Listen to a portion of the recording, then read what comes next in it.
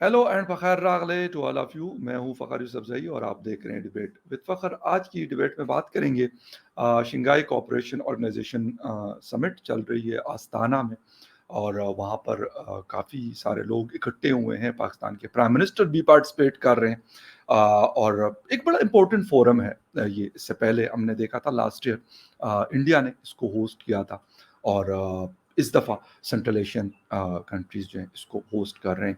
हो क्या रहा है, पाकिस्तान के प्राइम मिनिस्टर की मुलाकातें हुई central Asian head of the states के साथ भी, और इसके साथ-साथ सबसे जो अहम मीटिंग रही वो रशियन प्रेसिडेंट व्लादिमीर पुतिन के साथ उनकी हुई है।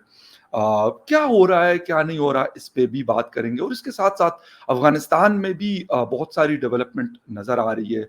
कुछ लोग कहते हैं कि यहाँ पे इंटर हुए हैं, कुछ वीडियोज़ भी हमारी नज़र से गुज़र रही है जिसमें टीटीपी और मुख्तलिफ लोग जो है पश्तो में बात कर रहे हैं और बता रहे हैं कि जी हम यहाँ पर है, और अगर कोई हमारे खिलाफ कुछ ऐसा करेगा तो उनके लिए अच्छा नहीं होगा। ये भी हो रहा है। और कतर में 2 दिन के जो डायलॉग्स चले अफगानिस्तान के हवाले से, वो भी बड़े इंपॉर्टेंट थे। पाकिस्तान के फॉर्मर एम्बेसडर आसिफ दुरानी पाकिस्तान को रिप्रेजेंट कर रहे थे, और वहाँ पे एक डिनर भी होस्ट किया पाकिस्तान की एम्बेसी ने दोहा में। उसकी भी अपनी एक इम्पोर्टेंस है। लेकिन क्या हालात कुछ जिसे कहते हैं बेहतरी की तरफ जा रहे हैं अफ़गानिस्तान के साथ, या यही काबुल से भी बयानात और इस्लामाबाद से भी बयानात हमें देखने को मिलेंगे? इस सीओ में इंडिया को रिप्रेजेंट कर रहे हैं वहाँ के एक्सटर्नल फॉरेन अफेयर्स के मिनिस्टर डॉक्टर जयशंकर साहब। वो भी वहाँ पर मौजूद हैं, और देखते हैं कि क्या चीज़ें इधर से निकलती है। और हमारी डिप्लोमेसी के ऊपर भी बहुत सारे क्वेश्चन मार्क जो है क्वेश्चन उठाए जा रहे हैं। क्या हो रहा है, इस सारी चीज़ों पे आज बात करेंगे। और हमें जॉइन कर रहे हैं हमारे दोस्त हैं, बहुत अच्छे सीनियर जर्नलिस्ट हैं, मुख्तलिफ मीडिया जो नेटवर्क्स हैं उनके साथ एसोसिएटेड रहते हैं, काम करते हैं। हमज़ा अमीर साहब हमें जॉइन करें। Hamza, thank you very much for joining my show. बहुत शुक्रिया फ़खर। अच्छा, सबसे पहले इस सीओ की बात करते हैं। एक तो ये बताइए कि इस फोरम के अंदर लास्ट ईयर भी हमारे जो फॉरेन मिनिस्टर थे वो गए थे, बिलावल भुट्टो। फिर उसके बाद जो जिसे कहते हैं वर्चुअल मीटिंग हुई हेड ऑफ द स्टेट की, prime minister of Pakistan Shahbaz Sharif साहब लास्ट ईयर भी थे, उन्होंने वहाँ पे पार्टिसिपेट किया। लेकिन इसकी एक तो थोड़ा-सा अहमियत के बारे में बता दीजिएगा कि इससे क्या हम चीज़ें गेन कर सकते हैं? क्योंकि आजकल हमें सिक्योरिटी के मसाइल है, इकोनॉमी के मसाइल है, पॉलिटिकल इंस्टेबिलिटी है, और डिप्लोमेसी के भी बहुत सारे इश्यूज़ हैं। तो एक तो इसके ऊपर बताइएगा, फिर आते हैं ज़रा पुतिन से मुलाकात और बाकी चीज़ों पे। फ़खर, असल में इस वक़्त आप देखें कि पाकिस्तान में इलेक्शंस के बाद से और इलेक्शन से पहले से हुकूमत की लेजिटिमेसी को लेके बहुत सवालात हैं। यस। केयरटेकर गवर्नमेंट जो है वो 3 महीने से ज़्यादा एक्सटेंड की गई, उस पे भी सवाल किए गए, और अब जो है इलेक्शंस इसके बावजूद के हो चुके हैं। आईएमएफ से के लिए ही करवाए गए थे इलेक्शंस, कि उन्होंने एक अपॉइंटेड गवर्नमेंट से बात करनी थी अगले प्लान के लिए, और वही हम देख रहे हैं, वही सब कुछ हो रहा है। लेकिन लेजिटिमेसी के ऊपर सवालात सिर्फ अब पाकिस्तान के अंदर से नहीं, सिर्फ पाकिस्तान तहरीक-ए-इंसाफ से नहीं, बल्कि अब ग्लोबल बॉडी से भी आ रहे हैं। जी। हाउस ऑफ रिप्रेजेंटेटिव्स की तरफ से जो कांग्रेस में जो रेज़ोल्यूशन पास हुई, उसका बड़ा सीरियस इम्पैक्ट आया पाकिस्तान के ऊपर। इसकी इतनी हद ये हुई कि उनको तो अपनी रेज़ोल्यूशन लानी पड़ गई 1 दिन के अंदर, या उनको ये कहना पड़ गया बार-बार। फॉरेन ऑफिस की 3 स्टेटमेंट्स आई। आमतौर पे एक के ऊपर ही जो है वो फ़ारिग कर देते हैं मामला। ये भी जानते हुए कि वो कोई नॉन बाइंडिंग है, और वो उसका जी। कोई ऐसा बड़ा इम्पैक्ट लेना नहीं चाहिए था, लेकिन हम पे उसका असर हुआ। वो मसला, और फिर साथ अब यूनाइटेड नेशन के वर्किंग ग्रुप का, जिसके अंदर बेसिकली उसकी हकीकत ही कुछ और है कि वो रेज़ोल्यूशन या उनकी कॉल ऑफ एक्शन आई है तो आई क्यों है? वो हमारी ही बेवकूफ़ी है, पाकिस्तान यस। की फॉरेन ऑफिस की, जिसकी वजह से जो है उन्होंने वन साइडेड व्यू लेके उसका उसका एक व्यू दिया है। ये मामला सारा अब आहिस्ता-आहिस्ता बढ़ गया है, और इतना बढ़ चुका है कि शहबाज शरीफ साहब अब एससीओ को वैसे भी हम कभी इग्नोर नहीं करते, जी। लेकिन हम फिर भी इस दफ़ा जो जा रहे हैं, उसका मकसद ही सिर्फ़ ये है कि हम अपनी गवर्नमेंट की, यानी कि शहबाज शरीफ साहब अपनी गवर्नमेंट की लेजिटिमेसी को पहले एस्टेब्लिश करें। जी। बाकी ममालिक के सामने जाके उन्हें ये कहें कि भाई अब हर चीज़ जो है वो फ़ौज से आपको बात करने की ज़रूरत नहीं है, क्योंकि एससीओ की जो मेंबर स्टेट्स हैं, वो सारी जो हैं बड़ी इम्पोर्टेंट हैं, रीजनल हैं, हुँ। और सबसे बड़ी बात उसमें ये है कि वो उनके हमारा जो है वो मिलिट्री ताल्लुक नहीं है, सिर्फ जी। मिलिट्री ताल्लुक नहीं है। तो ऐसे में उनकी ये तसल्ली करवाना बहुत ज़रूरी है कि हमारी जो यहाँ हुकूमत बैठी है, वो चाहे जितने भी बाहर से चैलेंजेस हों, वो एक मैंडेट के साथ आई हुई है। जी। ये लेजिटिमेसी गेन करने के लिए ही शहबाज शरीफ साहब अब गए हैं। इसीलिए एससीओ में जाना भी ज़रूरी था। फिर पुतिन से जो मुलाकात की है, उसका भी एक बैकग्राउंडर है।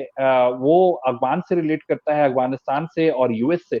कि पाकिस्तान ने अभी रिसेंटली आपको मालूम है यूएस से भी जो है कुछ शॉर्ट रेंज वेपनरी के भी जो है वो डिमांड की है, नाइट विजन बिल्कुल। गॉगल्स की भी डिमांड की है। जी। तो वो उसका एस्पेक्ट और ऑपरेशन अज़्म पाकिस्तान का जो रेलेवेंस है, वो भी सारी बड़ी इम्पोर्टेंट है कि पाकिस्तान अपने आप को एक ऐसे पोर्ट्रे करेगा इस वक़्त कि जी हम इकोनॉमी के ऊपर जो है हम वापस we are coming back on track, आप हमारे साथ इन्वेस्टमेंट करें। जैसे शहबाज शरीफ साहब पहले कहते थे कि मैं माँगने नहीं आया लेकिन मेरी मजबूरी है। मेरी अब जो है, मजबूरी। अब वो ये कहते हैं कि वो 3-3 दफ़ा जाके बोलते हैं कि मैं माँगने तो आया ही नहीं हूँ, हमें पैसे चाहिए ही नहीं, आप हमारे साथ कारोबार करें।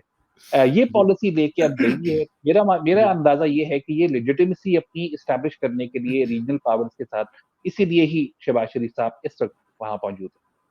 अच्छा फिर हमने क्योंकि सेंट्रल एशियन कंट्रीज़ की बहुत अहमियत है, एक तो एनर्जी रिच कंट्रीज़ हैं ज़्यादातर, गैस है उनके पास, तेल है, इस तरह की चीज़ें, और अफ़गानिस्तान के रास्ते हमने कुछ एलपीजी की गाड़ियाँ मँगवाई भी हैं, तोरख़म, क्योंकि हमारे एक दोस्त ने इस पे स्टोरी की थी लास्ट ईयर।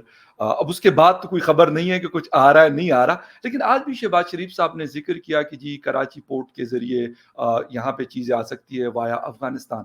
लेकिन अफ़गानिस्तान के साथ तो हमारे हालात मतलब बड़े बदतर से हैं, बल्कि बहुत बदतर हैं। वो हमारी बात नहीं सुनते, हम उनको धमकियाँ दे रहे हैं कि हम आपके मुल्क के अंदर कार्रवाइयाँ करेंगे। तो ऐसे में फिर कारोबार और फिर सेंट्रल एशियन कंट्रीज़ के साथ कनेक्टिविटी कैसे होगी ये? देखिए, ये एक जो है ना एक हॉगवॉश किस्म की डिप्लोमेसी होती है ना कि हम तो नहीं लड़ रहे, हम तो बात करना चाहते हैं। जी। ये वाला जो है वो एस्पेक्ट दिखाने की कोशिश है। मैं अभी रिसेंटली डेरा इस्माइल खान गया हुआ था और वहाँ से जी। आगे भी गया था, कुछ और सेंसिटिव एरियाज़ की तरफ भी जाना हुआ था। जी। बन्नू से आगे मीरान शाह वाली तक साइड के ऊपर, जो कि बड़ा ही सेंसिटिव एरिया आजकल बना बिल्कुल, हुआ है। बिल्कुल। तो मेरे सामने वहाँ पे कुछ चीज़ें ऐसी क्लैरिफ़ाई हुई कि वहाँ के लोग हों या फॉर दैट मैटर अगर ये ट्रेड के हवाले से भी बात करते हैं, तो ये जो रूट दे रहे हैं ना कराची का, ये इतना दूर है और इतना डिस्टेंस है इसका कि ये उनको सूट ही नहीं करता अफ़गानिस्तान को, पहली बात। दूसरी बात ये कि पाकिस्तान अफ़गानिस्तान के मामले के ऊपर अभी दोहा में जो मीटिंग हुई है, उसको पाकिस्तान में और बड़े-बड़े फूल-पत्ते लगा के दिखाने की कोशिश की गई है जी, कि बिल्कुल, जी बहुत अच्छी बिल्कुल। मीटिंग हुई और बड़ा अच्छा खाना रहा, रोश-पोश खाया, इन सबने बैठ के गप्पे लगाई और बहुत अच्छी पॉज़िटिव बात हुई है, जबकि ऐसा कुछ भी नहीं हुआ। सही। उसकी वजह ये है कि अफ़गानिस्तान ने 2-3 डिमांड सामने रखी। एक तो ये कि उन्होंने कहा कि जो रेफ्यूजीज़ को आप वापस भेज रहे हैं या जो इल्लीगल अफ़गान्स को वापस भेज रहे हैं, ये बंद करें। क्योंकि वहाँ पे ऑलरेडी उनके लिए बड़ा सीरियस मसला बना हुआ है। अक्रॉस द बॉर्डर थोड़ा-सा ही आगे जाते वहाँ पे एक पूरी टेंट विलेज बनी हुई है। पहले सर्दियाँ थी, अब गर्मियाँ हैं और दोनों में जो है उनके लिए बड़ी सीरियस वहाँ पे चैलेंज बना हुआ है। वो ये नहीं चाहते कि ऐसा हो। दूसरी बात, पाकिस्तान ने जो कहा कि तहरीक-ए-तालिबान पाकिस्तान के ऑपरेशंस वहाँ से ऑपरेट किए जा रहे हैं और फिर पाकिस्तान की ये धमकी जो रिसेंटली आई कि हम दोबारा अगर स्ट्राइक करनी पड़ी तो हम कर देंगे। बिल्कुल। तो इस चीज़ को लेके भी बड़ी रिज़र्वेशंस रेज़ की गई और अफ़गान तालिबान ने इन रियलिटी वो यही बात दोबारा उन्होंने रिपीट की कि आप टीटीपी से बातचीत करें। हाँ, आप बातचीत करें और आप हमसे ये एक्सपेक्ट ना करें क्योंकि हमारी उनके साथ जो अटैचमेंट है, वो एक डिफरेंट व्यू पॉइंट के साथ आती है। वो एक आइडियोलॉजिकल अटैचमेंट है, जिसके अंदर अगर हम टीटीपी के खिलाफ जाते हैं, तो उसका रिएक्शन हमारे अंदर से भी आना शुरू हो जाएगा, जो कि हम अफ़ोर्ड ही नहीं करेंगे। ना ही हम इस तरह की चीज़ कोई करेंगे। तो एक स्टेलमेट था उस मीटिंग के अंदर। पाकिस्तान ने अपना व्यू पॉइंट रखा और उन्होंने अपना व्यू पॉइंट रख दिया। पाकिस्तान का पर्सपेक्टिव बड़ा क्लियर है, पाकिस्तान टीटीपी से बात नहीं करेगा। जब टीटीपी से जी। बात नहीं करेगा, तो फिर इसका मतलब कि अफ़गानिस्तान की पहली डिमांड फ़ारिग हो गई। दूसरी बात, पाकिस्तान ने ये बड़ा क्लेरिफ़ाई किया उनको कि जी हम ये जो रिपैट्रिएशन का प्रोसेस है, इल्लीगल अफ़गान्स का, इसको हम नहीं रोक सकते। और इन फैक्ट अब वहाँ जाने से पहले 1 दिन पहले ही ये अनाउंस हो गया कि इस साल 8 लाख और अफ़गान्स को वापस भेजना है। पिछली दफ़ा 5 लाख भेजे थे, इस साल अब 8 लाख का टारगेट है। यानी कि जी। वही दोबारा उन्होंने एक्शन ले चुके हैं इसके ऊपर। तीसरा जो था वो ऑपरेशन नज़्म इस्तेहकाम की बात हुई। उसके ऊपर भी उन्होंने कहा कि आपको अगर आपके पास से जो है बंदे हमारा मानना है कि ऑपरेट कर रहे हैं, अगर नहीं कर रहे हैं, तो आपको फ़िक्र की ज़रूरत नहीं है, क्योंकि हम तो इंटेलिजेंस बेस्ड ऑपरेशन करेंगे। और हम इनको अपनी टेरिटरी से तो रूट आउट करेंगे ही करेंगे। लेकिन अंदर की बात तो ये हम जानते हैं, पहले भी हो चुका है कि पाकिस्तान इससे पहले भी एयर स्ट्राइक्स कर चुका है और हाँ, पाकिस्तान इससे पहले भी अफगानिस्तान को टारगेट कर चुका है। बिल्कुल। अफगानिस्तान ये बात जानता है। ना वो पहले उस तरीके से अपनी बातों ही they could not walk the talk, ना ही वो अभी चाहता है कि इस तरह का कोई मामला खुले, क्योंकि चाइना बीच में इंटरवीन करता है। बिल्कुल। अफगानिस्तान चाइना की तरफ ज्यादा देख रहा है। फिर तीसरा जो बड़ा मसला है फखर, वो आपने रिसेंटली देखा होगा, सारा एडम्स जी, जी। जिसने बिल्कुल, सीआईए ऑपरेटिव फॉर्मर जो थी, सीआईए ऑफिसर, बिल्कुल। उसकी जो रेवलेशंस हैं, हम हमारे पता नहीं पाकिस्तान में फॉरेन पॉलिसी की जो थिंक टैंक्स हैं वो कहाँ देखते हैं और कैसे देखते हैं। लेकिन उनको ये शायद ये बड़ा मुश्किल काम होता है उनके लिए कि एक 1.5 घंटे की वीडियो देखें जिसमें हमारा नाम भी आया है। वो देखते ही नहीं है। और हमारा क्या, अ, पाकिस्तान के बहुत सारे शहरों का नाम आया उसमें। बहुत सारे शहरों का नाम आया है, उसमें भारत का जिक्र किया गया है, उसमें बिल्कुल। ये बताया गया है कि फाटा प्लान क्या है, उसमें बलोचिस्तान प्लान का जिक्र किया गया है कि वो आगे एजेंडा है क्या। अगर वो उस चीज को हम उसको हकीकत ना माने, लेकिन उसको अगर हम फेस वैल्यू के ऊपर जाएं भी, तो ये बात तो फिर क्लियर हो जाती है कि अफगान तालिबान का अफगान 2.0 का जो नेक्स्ट स्टॉप है, ये जो नेक्स्ट आंखें हैं, उनकी नजरें हैं, वो पाकिस्तान के फाटा एरिया और अब बलोचिस्तान को साथ ऐड ऑन करके हैं, जिसके यस। लिए वो अलेजिडली जो है वो 10-10 मिलियन डॉलर लेके इंडिया के लिए as a proxy, as a mercenary भी काम कर रहे हैं। ये चीज बड़ी सीरियस है। ये कंसर्न्स रेज नहीं किए गए। ये सब तमाम मामले वो हैं जो आई थिंक आगे चल के भी जो है हमें और अफगानिस्तान को एक डिस्टेंस के ऊपर रखेंगे। और बिल्कुल। पाकिस्तान का जो पहले अशरफ गनी के टाइम के ऊपर भी कहा जाता था कि इंडिया की इंटेलिजेंस एजेंसीज अफगानिस्तान से ऑपरेट करती हैं, वही जी। चीज जो है वो अब दोबारा भी ऐसा लग रहा है कि वापस आ रही है। हम वो स्पेस क्रिएट कर रहे हैं बातचीत ना करके, और वो क्रिएट उस स्पेस को जो है वो यूटिलाइज कर रहा है इंडिया, अगर वो कर रहा है अफगानिस्तान के अंदर अपने दोबारा ब्रांचेस को ऐड ऑन करने के लिए। बिल्कुल सही। अच्छा, हमसे बड़ी इम्पोर्टेंट ये चीज़ है, इसके ऊपर मैंने एक वीडियो भी की और मैंने ख़ैर उसमें एक बात की कि इंडिया बहुत सारी चीज़ें करता है, वो इकट्ठी करता है, फिर उसको इंटरनेशनल फ़ोरम्स पे लेके जाता है और अच्छा ख़ासा हमें मतलब दीवार के साथ लगा देते हैं। अब अफ़सोस इस बात का होता है कि हमें तो अपनी का मेरा मतलब है गवर्नमेंट की मैं बात करूँ, जो पॉलिसी मेकर्स हैं, उनकी मैं बात बता रहा हूँ। आपने बड़ी अच्छी बात की कि उनसे तो 1.5 घंटे की वीडियो नहीं देखी जाती। तो वो फिर मतलब बाकी चीज़ें क्या करेंगे? तो हमारा तो अलमिया ये भी है कि अगर हमारे पास कुछ होता भी है तो हम शायद उसको, हम वैसे तो बड़ी-बड़ी बातें करते जी हमने फलाँ डोज़ियर भेज दिया, वो काकड़ साहब की जिस वक़्त केयरटेकर प्राइम मिनिस्टर थे, हमने जी डोज़ियर इधर भेज दिया, उधर भेज दिया। सर क्या बना उन डोज़ियर्स का? अभी तक तो कोई उसका रिज़ल्ट नहीं आया। इल्ज़ामात हम 11, 12, 15 साल से लगा रहे हैं। जिस वक़्त हामिद करज़ई साहब प्रेज़िडेंट थे, फिर अशरफ गनी साहब 2 टेन्योर के लिए प्रेज़िडेंट बने, फिर वो चले गए, अब 3 साल तालिबान को हो गए।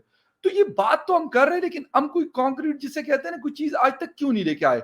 और ये वाली बात भी सर, दो क्वेश्चन है, थोड़ा सा लंबा हो रहा, लेकिन ये वाली बात थी कि अगर पाकिस्तान की आईएसआई काबुल में पीछे है और रॉ वहां पे आगे, तो सर ये भी तो एक क्वेश्चन है कि कैसे, मतलब वो बीच में से दो कंट्रीज को क्रॉस करके वहां पे स्ट्रांग है और हम यहाँ दीवार हमारी जुड़ी हुई है, हम वीक है, क्यों हो रहा है?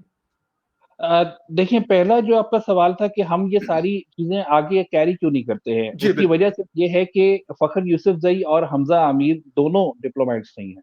बिल्कुल और ठीक कह रहे हैं। जो हमारा एक और बड़ा सबसे बड़ा मसला इस वक्त ये हुआ है कि हमारे as per the official established position of a foreign minister, वो साहब जो फॉरेन मिनिस्टर बने वो अब डेप्यूटी प्राइम मिनिस्टर हैं, जी जिसकी बिल्कुल। जो जो पोजीशन जो है वो कभी एग्जिस्ट नहीं करती थी इससे पहले।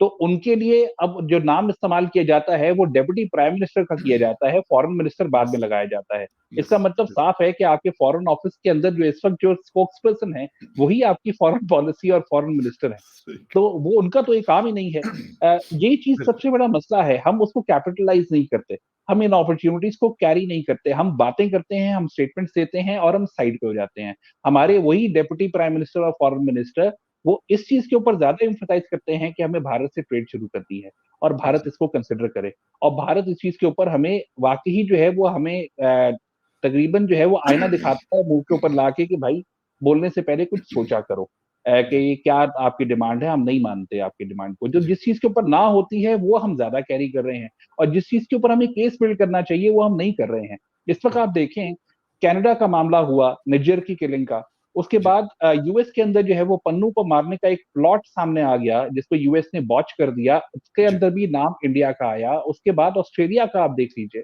जी, ऑस्ट्रेलिया के अंदर भी जो है इसी तरह का नेटवर्क को पकड़ा गया और उन्हें कहा गया कि आप चले जाएँ यहाँ से।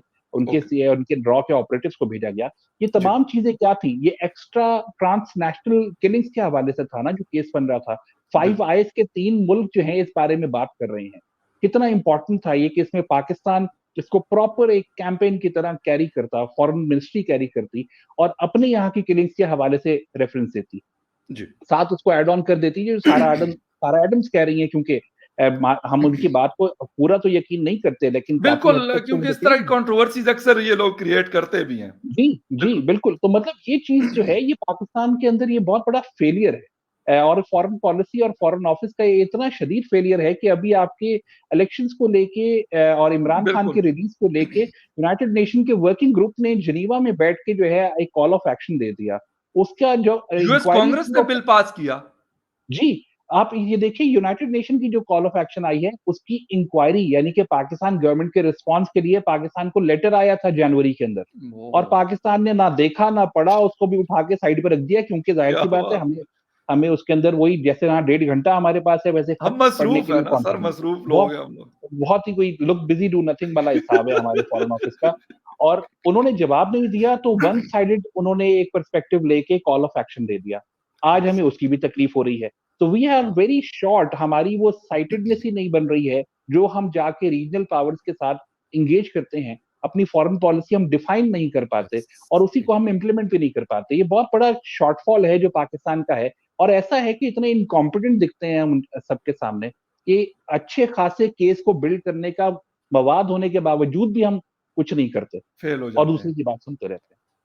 अच्छा मैं फिर काबुल के अंदर अगर मैं बात करता हूँ पहले हम कहते थे कि जी इंडियस एंड रॉ जो है वो बड़ा एक उनका नेक्सस है और हमें वो बना के वो हमें मतलब काफ़ी नुकसान पहुँचा रही है। नुकसान हमें हुआ, ये तो ख़ैर मैं कोई भी डिनाई नहीं कर सकता, मैं हूँ या कोई और हो नुकसान हमें बहुत हुआ।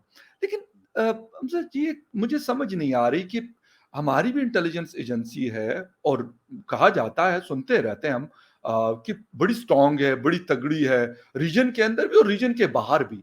तो फिर हम क्यों नहीं कर पाते मतलब रोक नहीं पाते, हमें पता क्यों नहीं चल रहा होता? बॉर्डर हमारा ये मसले-मसाइल तो हम अफ़गानिस्तान के साथ आज से नहीं, पता नहीं कब से है, जब से पाकिस्तान बना है, शायद पाकिस्तान से पहले भी ड्यूरेंट का मसला था। उनका सबकॉन्टिनेंट के साथ ये चल रहा था। तो हम ये चीज़ इसके ऊपर क्या हम वर्क नहीं करते? जिस तरह आपने कहा कि do nothing and look busy वाली सिचुएशन, वहाँ पे भी ये है। क्योंकि आजकल तो सुना है कि वापडा की कुछ काम भी इनको दे दिए कि लोगों से रिकवरी करानी है। उसमें भी सुना है कि कुछ हाँ हमारे जी। एजेंसियों के लोग बैठेंगे, तो शायद ये रिस्पॉन्सिबिलिटीज़ उनकी ज़्यादा इम्पोर्टेंट है या फिर इस तरह की चीज़ें करनी चाहिए। देखिए एक एक कहते हैं ना कि अगर घर आपका अपना हो और उसके अंदर 4-5 कमरे हों, उसमें से भी अगर आप एक कमरे से दूसरे कमरे को कब्ज़ा करने का और उसके ऊपर कंट्रोल हासिल करने की जो घरों के अंदर लड़ाई होती है, भाई-बहनों के अंदर या भाइयों-भाइयों में जी, अगर उसमें पड़ जाएँगे, तो घर के चारदीवारी के बाहर आपके खिलाफ कौन क्या कर रहा है, बाहर से आपकी तारें कौन काट रहा है, आपके मीटर कौन चोरी कर रहा है, ये आपको पता ही नहीं चलेगा क्योंकि गाड़ी आप के तो टायर कौन लेके जा रहा है?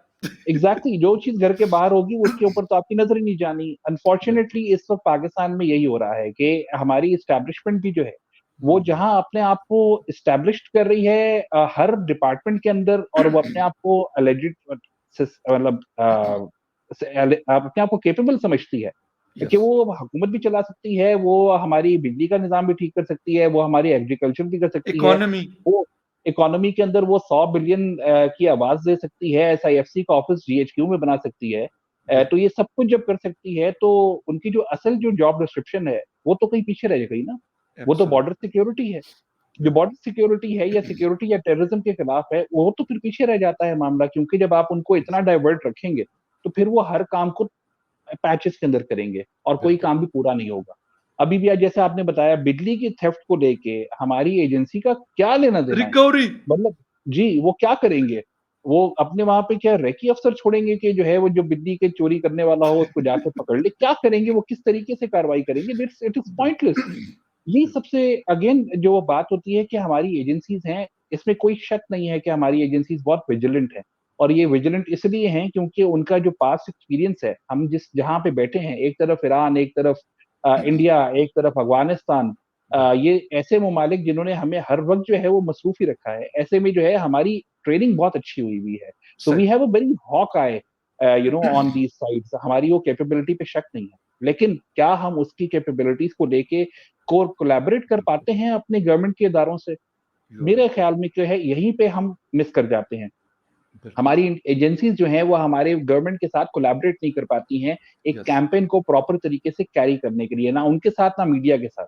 जैसे बिल्कुल। इंडिया में आप देखें यस। कि वहाँ की जो स्टेट की पॉलिसी होती है या जो वहाँ की एस्टैब्लिशमेंट कोई चीज़ एक यस। अपने व्यूज़ देती है, उसको कैरी करने वाले कितने होते हैं? बिल्कुल। और उनकी उनकी लाइन टो करने वाले मीडिया, सोशल बिल्कुल। मीडिया के ऊपर बहुत होते हैं। हाँ, ये बिल्कुल। कोलैबोरेशन हमें भी चाहिए, क्योंकि ये नैरेटिव बिल्ड यस। करता है। वो नैरेटिव हम बिल्ड ही नहीं कर पाते और हमारा हाल ये है कि हुँ। आज भी हम उर्दू न्यूज़ चैनल्स के ऊपर चल रहे हैं, जो सबसे yes. Fastest domain of information है। हमारे पास एक भी एग्ज़ैक्टली। इंग्लिश न्यूज़ चैनल नहीं है, इंग्लिश के अखबार बिल्कुल। हैं, चैनल नहीं है।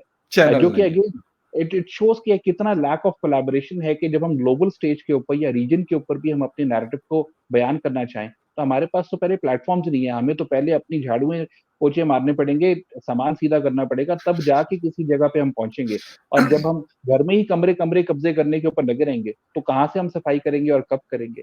बहुत ज़बरदस्त बात की एग्ज़ैक्टली कि जब हम कमरों की लड़ाई या ये टेबल मेरी, ये गाड़ी उसकी, अगर इस पे हम लगे रहेंगे ये क्योंकि बड़ी मामूली चीज़ें लगती हैं लेकिन नुकसान इसका बहुत बड़ा होता है और घर से बाहर इसका बड़ा नुकसान होता है। अच्छा, व्लादिमीर पुतिन के साथ मीटिंग हुई, अमेरिका के साथ भी हमारा होता है अमेरिका रशिया के दरमियान बहुत फासले बढ़ गए हैं। यूक्रेन वॉर के बाद तो बहुत ज़्यादा एक समझ लें जंग ही हो रही है आपस में उनके 3 सालों से। इस वक़्त हम कह रहे हैं कि हम उनसे कह रहे हैं कि छोटे वेपन्स हमें दे दें, जिस तरह आपने ज़िक्र किया, गालिबन मसूद खान साहब की स्टेटमेंट मैंने पढ़ी थी, if I am not wrong, कि हमें यस। ये चीज़ें चाहिए। लेकिन रशिया को कैसे हम लेके मतलब क्योंकि हमारी डिप्लोमेसी तो ऐसी नहीं है ना, हम इंडिया को बेशक जो भी कह दें, लेकिन उनकी डिप्लोमेसी हम मानते भी और हमें माननी भी चाहिए कि वो रशिया को भी मैनेज करता है, चीन को भी करता है, मिडल ईस्ट को भी करता है और यूएस को भी करता है। तो और खुद भी ग्लोबल पावर है, तो इन सारी चीज़ों को हम तो मैनेज नहीं कर पाते, हम तो या इधर के हो जाते हैं या उधर के हो जाते हैं, बल्कि उसकी वजह से हम कहीं के भी नहीं रहते। अब मेरा इसके ऊपर असेसमेंट ये है कि मसूद जी, खान साहब ने जब ये यूएस के सामने ये डिमांड्स रखी थी, जी, तो ये एक एक तो ये कि डिमांड बहुत छोटी-सी थी। दूसरी बात ये कि मतलब इतना बड़ा जी, हमारा इसे इसे एक आप रिलेट कर दें ऑपरेशन अज़्म पाकिस्तान को, जी, अज़्म इस्तेहकाम को, कि मतलब कि जी, जो है वो किस लेवल का ऑपरेशन होगा। मैंने शुरू से कहा था कि ये इंटेलिजेंस बेस्ड ऑपरेशन होगा, ये कोई मिलिट्री ऑफेंसिव नहीं होगा बड़ा। ओके, और वही है, उसी के लिए ही हमें हमें जी, रात को देखने के लिए चश्मे चाहिए, हमें मतलब इस तरह के वेपन्स चाहिए, वो हम माँग रहे थे। ये मेरा अंदाज़ा ये है कि यूएस को हमने राम करने के लिए किया था। क्योंकि यूएस ने जहाँ हमें आईएमएफ के पैकेज के लिए सपोर्ट की, जहाँ हमसे ताल्लुकात बेहतर करने की बात की, वहाँ पे उसने अफ़गानिस्तान के वर्ज़न के ऊपर, रीजन के ऊपर जो है वो हमसे काफ़ी हद तक कुछ चीज़ों की एक्सपेक्टेशन रखी हुई थी। और बिल्कुल, पाकिस्तान ने उसकी ब्रॉडर डिमांड्स कि हम उनको बेसिस दे दें, हम उनको यहाँ पे उनके इंटेलिजेंस नेटवर्क्स को फैसिलिटेट करना शुरू कर दें, एक छोटी-सी डिमांड आगे मार दी, जो कि यूएस को भी शायद नहीं समझ आई होगी कि यार इसके इन्होंने करना क्या है? क्या इनके पास खुद नहीं होती हैं अपनी चीज़ें? मतलब जूते भी नहीं हैं, तो वो भी माँगेंगे। ग्लव्स तो भी ऐसा नहीं है, है नहीं। गॉगल्स भी नहीं है, नाइट हाँ जी। विज़न। तो एक तरफ वो है, दूसरी तरफ रशिया है। अब रशिया और यूएस का जो यूक्रेन के ऊपर जो रिफ्ट है, उसके ऊपर पाकिस्तान ने अपने आप को तो एक साइड पे करके रखा है। जी, लेकिन साथ ही जो है रशिया में अभी होना और पुतिन से मिलना, ये सिम्बॉलिक इन द नेचर है, क्योंकि एक और जो साउथ एशिया का जो अलायंस है या सेंट्रल एशिया का अलायंस है, that is including China, Russia, Iran and also Turkey and then Pakistan. जी, ये जो अलायंस है, ये भी बड़ा इम्पोर्टेंट है और पाकिस्तान इसका भी हिस्सा रहना चाहता है। इसी वजह बिल्कुल, से वो रशिया को उस तरीके से सपोर्ट तो नहीं करेगा, लेकिन ज़ाहिर-सी बात है रशिया से बहुत सारे फ़ायदे हैं और रशिया को हमसे बहुत सारे फ़ायदे होते हैं। उनको हमसे बहुत सारी चीज़ें चाहिए होती हैं, गैस सप्लाइज़ के हवाले से भी काफ़ी जो है वो बात की जाती है। तो पाकिस्तान भी अपने आप को उसी तरीके से प्रेज़ेंट कर रहा है। लेकिन एज़ आई सेड बिफोर कि पाकिस्तान के जो प्राइम मिनिस्टर हैं, वो अपने आप को लेजिटिमेट प्राइम मिनिस्टर दिखाने के लिए, एज़ अ स्टेट्समैन दिखाने के लिए इस वक़्त हुँ, एससीओ में मौजूद हैं और वहाँ पे जी, उनके सामने जो आएगा, वो सबसे जाके हाथ मिलाएँगे।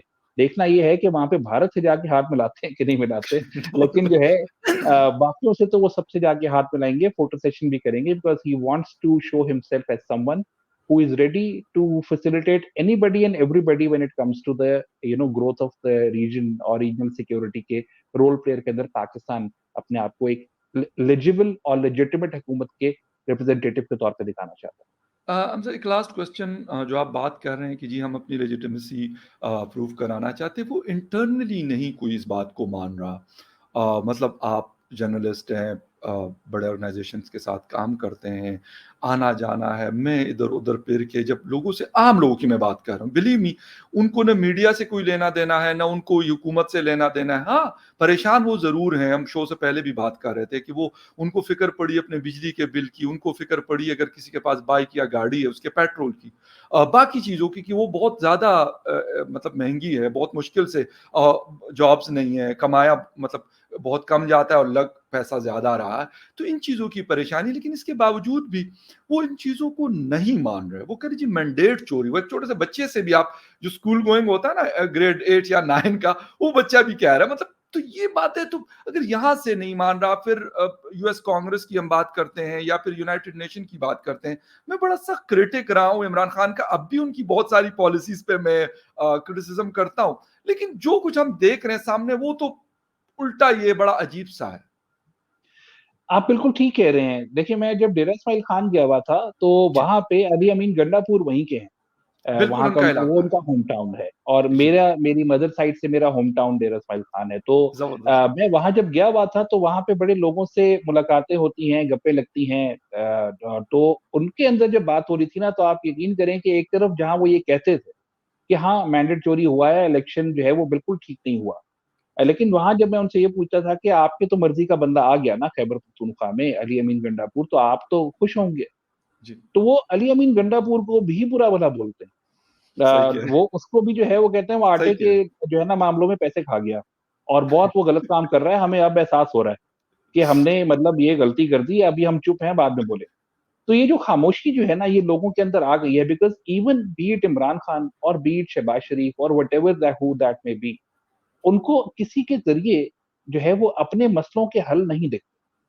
और आईएमएफ हुँ, के हवाले से जैसा मैंने जब उन्हें कहा, मैंने कहा जी आपके अगर खान साहब भी होते, अभी वो जीत जाते, वो हुकूमत हुँ, बना चुके होते, तो तब भी वो आईएमएफ के पास जाते। शायद देर से जाते, तो वो और ज़्यादा मुश्किल मामलों के ऊपर एग्री करके आते। क्योंकि ये पहले बिल्कुल। गलती वो 2018 में कर चुके हैं, कि उन्होंने हुँ, आते ही कहा था कि जी मैं तो जाऊँगा नहीं आईएमएफ के पास, हम तो अपने दोस्त मुल्कों से ही पैसा इकट्ठा कर लेंगे, ओवरसीज़ बिल्कुल। पाकिस्तानिज़्म दे देंगे। जब नहीं हुए तो देर हो गई और आईएमएफ ने हमें जो है ना तिगनी का नाच नचा दिया उस वक़्त। और अभी भी वो यही कर रहे हैं। तो इसके एग्ज़ैक्ट ऊपर वो एग्री भी करते हैं। तो मतलब प्रॉब्लम ये है कि लोगों की जो परेशानी है, वो अब एक अलग किस्म की हो गई है, वो सियासत से हट गई है। वो जी, एक तरफ ये कहते हैं कि हाँ, हम इस हुकूमत को नहीं मानते, लेकिन क्या करें?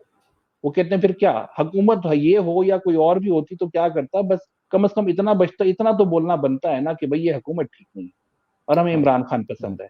अदर देन एग्ज़ैक्ट दैट किसी के पास भी आम आदमी के मसलों का हल नहीं है। दुरुस्त, आज भी बिल्कुल आप सही, ये देखिए गैस बिल्कुल। महँगी कर दी, पेट्रोल महँगा कर दिया, सब महँगा कर दिया। बिजली, आज बिजली महँगी कर दी, फिर साथ में उन्होंने कहा कि वो बस वालों ने भी जो है वो किराए महँगे कर दिए हैं। अब आम आदमी बिल्कुल। जो है जिसके पास गाड़ी नहीं है, वो तो बसों में ट्रैवल करता है। तो एक दूध आम के आदमी ऊपर की टैक्स ज़िंदगी लगा दिया, दूध के ऊपर जी, टैक्स लगा, जी, मतलब जो अब हर ये चीज़ें तो आम खुद ख़ास इंसान की ज़रूरत है। बिल्कुल, बिल्कुल। तो ये चीज़ जो है ना, जहाँ लोग इस चीज़ ये बाकी चीज़ों के ऊपर प्रोटेस्ट करते हैं, रेज़िस्ट करते हैं, वहाँ वो ये भी जानते हैं कि हम अब फँस गए हैं। वो ये कहते हैं हम अब बहुत हुँ, बुरा फँस चुके हैं बिल्कुल और वो सही, इसलिए फँस चुके हैं क्योंकि आईएमएफ के बगैर भी जो है ना, हमें तो अब सऊदीया भी पैसे नहीं देता। अब तो बिल्कुल, हमें यूएई भी पैसे नहीं देता। वो भी कहते एग्ज़ैक्ट हैं पहले आईएमएफ की बात मानो फिर हम आएँगे। तो इस बिल्कुल। चीज़ को भी वो रियलाइज़ करते हैं। तो लोग अब बेसिकली सियासत से हट चुके हैं, हट रहे हैं। हुँ, आहिस्ता-आहिस्ता उनका दिल उखड़ गया है वहाँ से। पहले बिल्कुल, वो जो उम्मीदें लगाते थे ना कि जी ये आएगा तो सही कर देगा, वो आएगा तो ऐसा हो जाएगा।